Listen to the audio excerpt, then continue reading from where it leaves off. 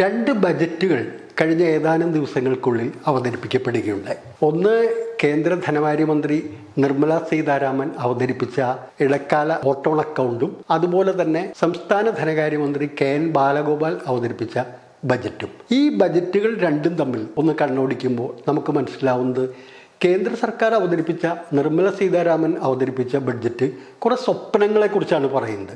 2047 India വലിയൊരു വികസിത രാജ്യമായി മാറുമെന്നും അതുപോലെ 5 ട്രില്യൺ ഇക്കോണമി എന്നതടക്കമുള്ള കാര്യങ്ങളെക്കുറിച്ചുള്ള കുറേ സ്വപ്നങ്ങൾ അവതരിപ്പിക്കുകയാണ്.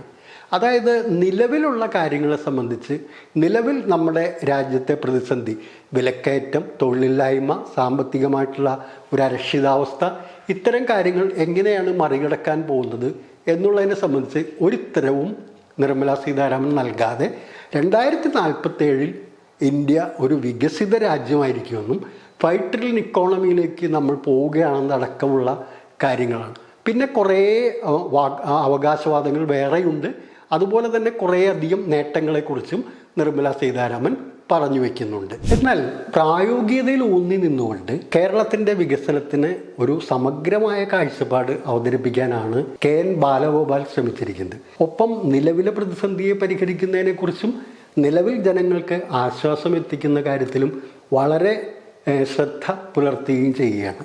കേരളത്തിൻ്റെ ഭാവി വികസനത്തിന് വിദ്യാഭ്യാസം, അതായത് ഉന്നത വിദ്യാഭ്യാസം, ആരോഗ്യമേഖല, വിനോദസഞ്ചാര മേഖല, അതുപോലെ തന്നെ വിഴിഞ്ഞം തുറമുഖവുമായി ബന്ധപ്പെട്ടുകൊണ്ടുള്ള കേരളത്തിന് ആകമാനം ഉൾപ്പെടുത്താൻ കഴിയുന്ന സമഗ്രമായ വികസന പദ്ധതിയെക്കുറിച്ചുമാണ് ആ ബജറ്റ് ചർച്ച ചെയ്തിരിക്കുന്നത്.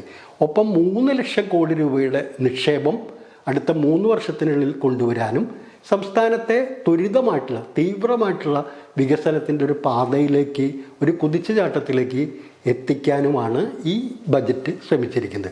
അപ്പോൾ ഒരു ഭാഗത്ത് സ്വപ്നങ്ങൾ വിൽക്കാൻ വേണ്ടി ശ്രമിക്കുമ്പോൾ ഇലക്ഷൻ കാലത്ത് പോലും 5 പൈസയുടെ നേട്ടം ജനങ്ങൾക്ക് കൊടുക്കാതിരിക്കാൻ ശ്രമിക്കുമ്പോഴും ഇപ്പുറത്ത് ജനങ്ങളെ കരുതിക്കൊണ്ട് തന്നെ കേരളത്തിൻ്റെ ഭാവി വികസനത്തിലേക്കുള്ള വ്യക്തമായൊരു അടിത്തറ പാകാൻ ബാലഗോപാലിൻ്റെ ബഡ്ജറ്റിന് കഴിഞ്ഞിരിക്കുന്നു എന്നുള്ളതാണ് പ്രത്യേകത. അത് തന്നെയാണ് ഇരു ബഡ്ജറ്റുകളുടെയും പ്രധാന വ്യത്യാസം എന്ന് പറയുന്നത്.